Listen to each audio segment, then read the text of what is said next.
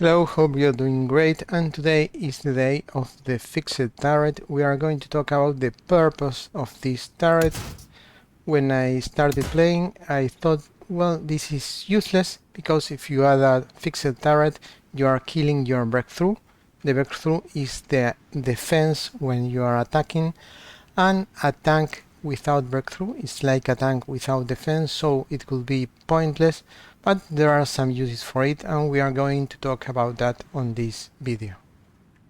And if you are in Paradoxian, it's okay, it's my main channel, but I strongly recommend you subscribe to TinoDubois English. I also have another channel, TinoDubois Alone.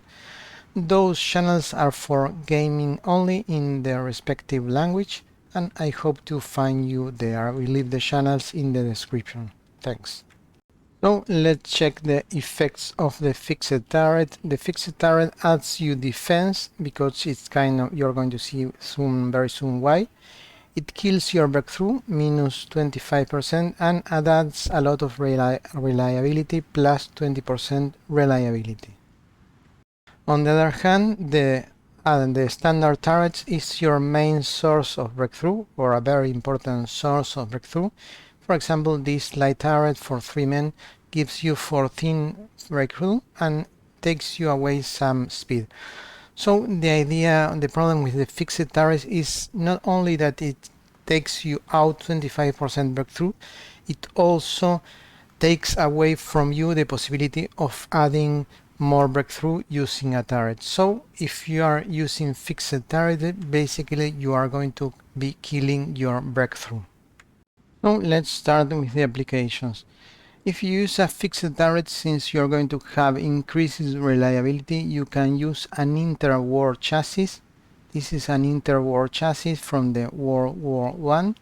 It's super poor in reliability, but you are compensating this way. And for example, you can add a flammer and a fixed turret, because for the flammer tank or for the recon company, especially for the flammer tank, you're going to have huge penalties on breakthrough anyways, so it's a waste to have a tank with high breakthrough here, and you want it to be as cheap as possible. And as you can see, it has a cost of 2.6, and you can add this flammer tank company to every unit in your army. Is going to be far more cheaper than the artillery, for example, because flamer tanks you are going to be needing only 13, about 13, 14, and for the artillery company, you're going to be needing far more pieces, and the artillery pieces are more expensive. So this is one thing that I always use a super cheap flamer tank in all my units. The flamer tank, by the way, it gives you benefits, and the benefits that the flamer tank gives are not here, they are down here. They give bonuses to the soft attack in almost every terrain. It's great, especially in forest or difficult terrain like forts. So I always add this. This bonus always helps, even when you are crossing rivers, every kind of terrain, you're going to be getting a bonus that is usually far more important than the soft attack that a battalion could give you. By the way, if you take a look at the pictures of the World War II, you are going to see that the anti-tanks, the Sherman anti-tanks, have fixed turret, and now it's obvious why they have little breakthrough, because if you are very far away, you are created for ambushing or defending, but if you want to advance without a turret, you are kind of very vulnerable from the sides. So that's why the Sherman's fixed turret anti-tanks were mainly defensive tanks. Activado. Also, if you check the Sherman self-propelled artillery, they don't have mobile turret, and the reason is obvious: you don't need it. You are going to be very far away, and this way you reduce the cost of the tank a lot. It's far easier to design attack with this fixed turret.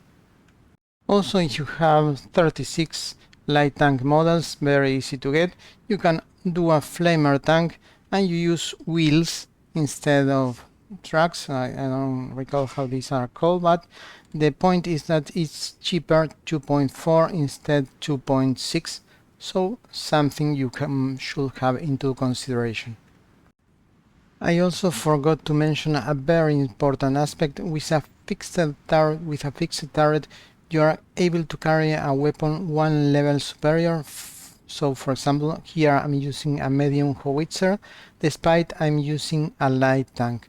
And I put it wheels to make it more cheap, and therefore I have a self-propelled artillery, and as you can see the breakthrough is almost zero. So in Hearts of Iron 4 the self-propelled artillery is defensive artillery, is not offensive, unfortunately, and the cost here is 5.6, and the soft attack is 47.5. so we are going to the speed is 4.0, so it's kind of a replacement of the standard artillery, and we are going to compare this artillery with the standard artillery. To make things simple, we are going to change our standard artillery by self-propelled artillery. You usually use self-propelled artillery in your elite units since it's more expensive. You should never use that in a unit like this one, but this is just for testing purposes. Now I added the self-propelled artillery, and the difference is very little, 6.7 more, so it's kind of 3.5% more effectivity, and the cost is 970 to 800. The original cost was 816 and it went up to 970, so it's kind of a big increase of cost, and just a 3.5% in soft attack. But there is some caveat with the self-propelled artillery. You can add some special things like this one that give you a bonus to the whole division itself. Maybe now it's not very useful, but in the future it could be. You could also add extra specific things that could add more defense and breakthrough. So by spending a lot of resources you can make the division a little bit better, but in my opinion is still not worth it. Maybe in the future it will.